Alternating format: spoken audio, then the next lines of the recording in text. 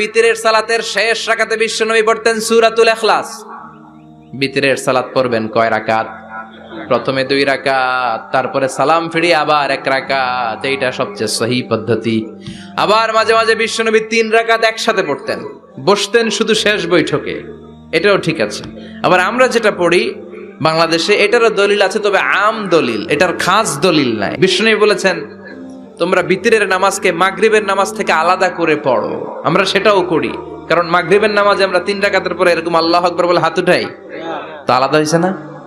আবার আমরা আল্লাহুম্মা ইন্না নাস্তাইনুকা পড়ি, এটা কি মাগরিবের নামাজে পড়ি নাকি? তাহলে পার্থক্য আছে না নাই? তবে প্রথম 2টা বেশি শক্তিশালী।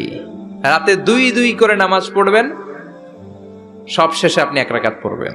বিষ্ণু বলেছেন ইজআলু আখিরা সালাতিকুম ফিল লাইলি ভিতরা, তোমরা রাতের শেষ নামাজটারে ভিতরের নামাজ বানিয়ে দিও।